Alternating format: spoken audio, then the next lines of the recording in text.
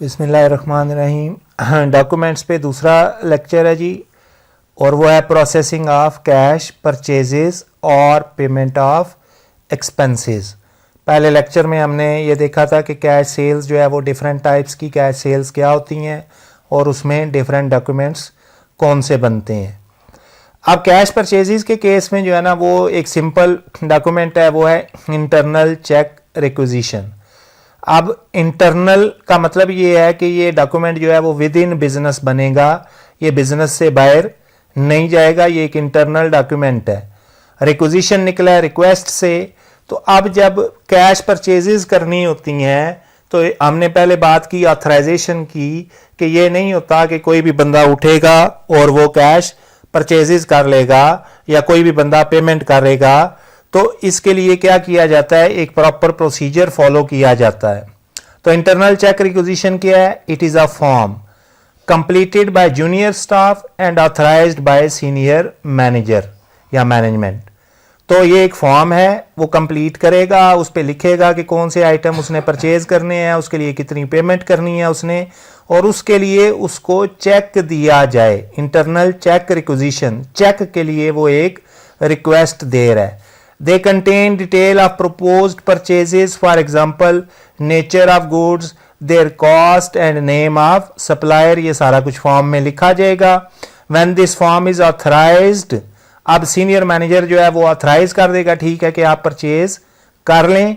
It is sent to cashier who then draws a check in favor of supplier, कि वो एक check लिख देगा सप्लायर के नाम पे ताकि उसको पेमेंट की जा सके। It is also use to get authorisation for payment of balance of supplier. अब ये बात याद रखनी है कि लाजमी नहीं है कि हम परचेज करने के लिए ही चेक हमें चाहिए है। अगर हमने सप्लायर के कोई ऑलरेडी पैसे देने हैं और उसकी ड्यू डेट आ गई है, ठीक है, तो हम क्या करेंगे, जो एक जूनियर स्टाफ मेंबर है वो फॉर्म फिल करेगा और वो चेक की रिक्वेस्ट भेजेगा। उस फॉर्म पे सीनियर मैनेजर साइन कर देगा कि ठीक है इसको चेक दे दिया जाए। लेकिन वो बैलेंस ऑफ सप्लायर जो है उसको कंफर्म कैसे किया जाएगा? Through statement of account. Statement of account क्या है?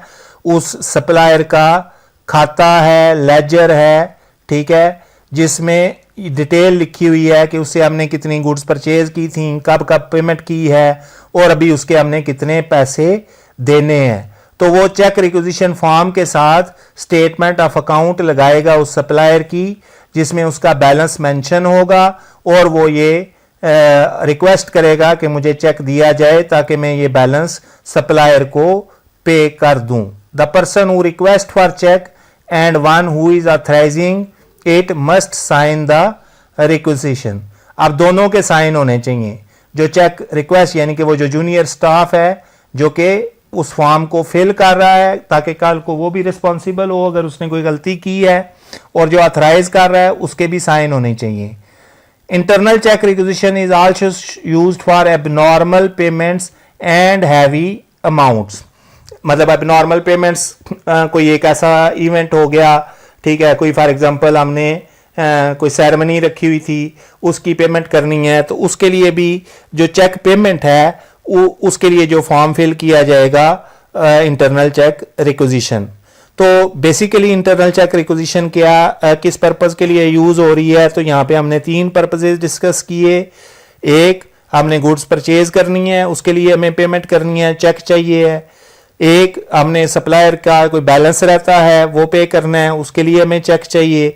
और तीसरी, कोई एबनॉर्मल पेमेंट है, हमने कोई नॉन करंट एसेट खरीदना है, कोई हैवी अमाउंट है जो पे करनी है, तो उसके लिए भी चेक चाहिए है। तो जब भी चेक चाहिए होगा पेमेंट के लिए, तो उस चेक के लिए जो रिक्वेस्ट भेजी जाएगी उसको हम इंटरनल चेक रिक्विजिशन कहते हैं।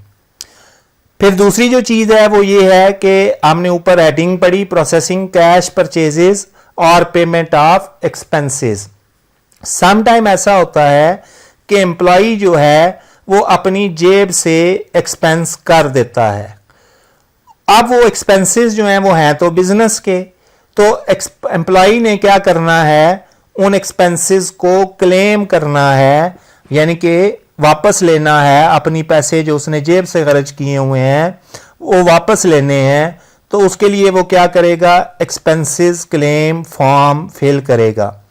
इन many organisation employees will make payment out of their own pocket for items of business expenses and then claim back the money from their organisations. Expenses for which payment might be claimed include the following. वो कौन कौन से expenses हैं जो most probably employ जो है वो अपनी जेब से पे करता है और बाद में उनको क्लेम कर लेता है। Money spent by the employee on business travel, वो बिजनेस के किसी काम के लिए गया, ट्रैवल किया, उसका किराया दिया। न्यूज़पेपर्स वगैरह उसने परचेज किए तो उसकी पेमेंट अपनी जेब से कर दी।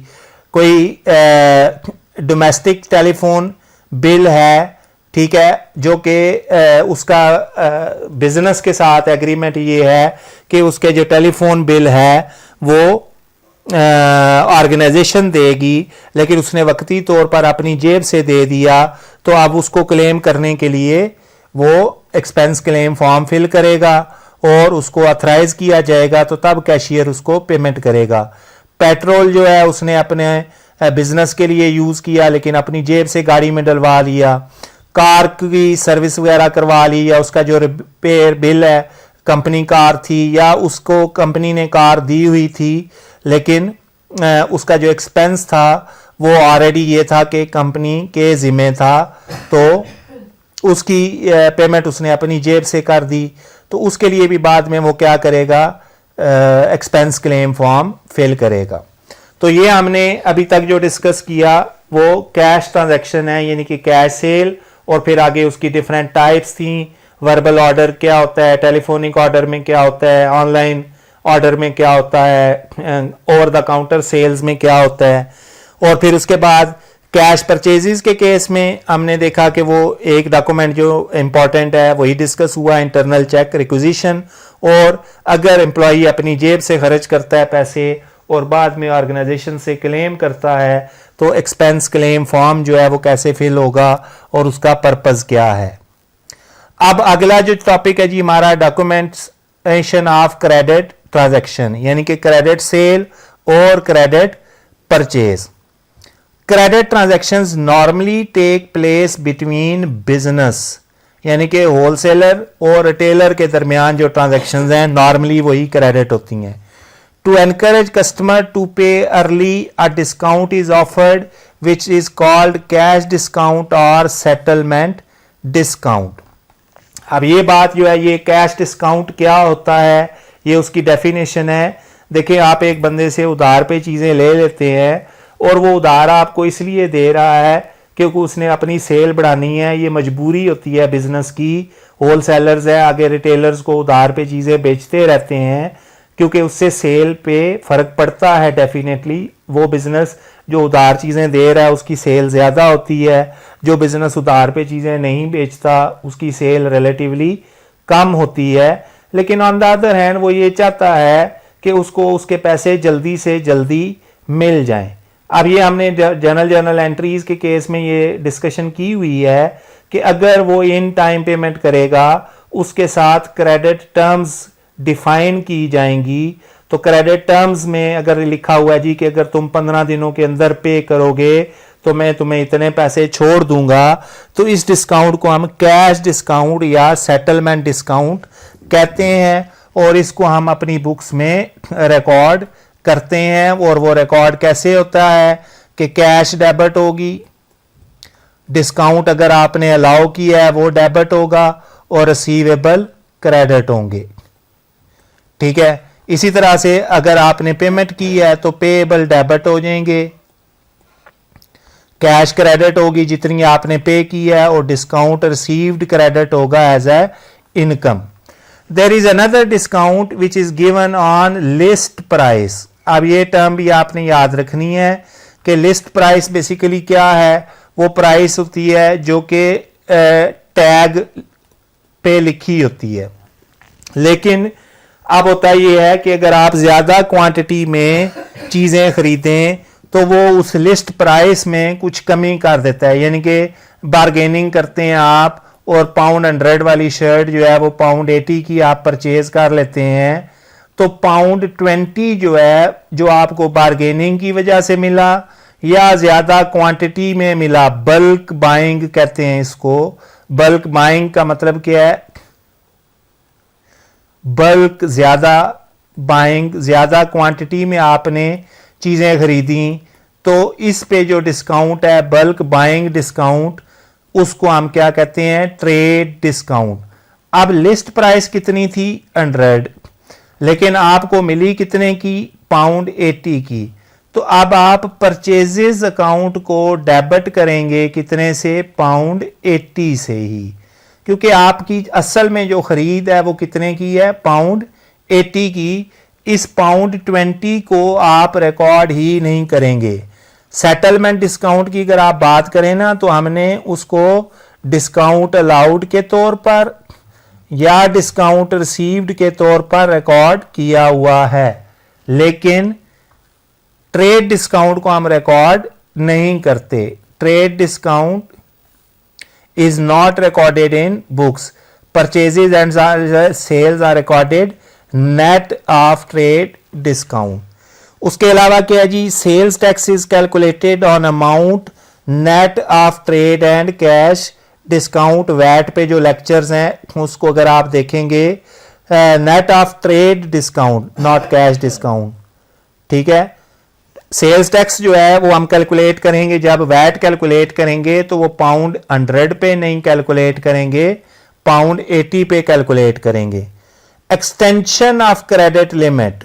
अब क्रेडिट लिमिट में क्या है कि उधार कितने दिनों के लिए देना है, कितनी वैल्यू तक देना है। भाई एक बंदे की हम क्रेडिट लिमिट डिफाइन कर देते हैं कि इसका जब 1 लाख रुपया उधार हो जाएगा तो अब हम मजीद सेल नहीं करेंगे। लेकिन अब अगर हम क्रेडिट लिमिट को एक्सटेंड करना चाहते हैं, यानी कि 1 लाख से उसको 1.5 लाख करना चाहते हैं, या 10 दिनों से 15 दिनों का क्रेडिट करना चाहते हैं, both in days and amount must be authorised. ये भी कोई आम छोटे लेवल का एम्प्लॉय नहीं करेगा, बल्कि टॉप मैनेजमेंट ये डिसीजन लेगी।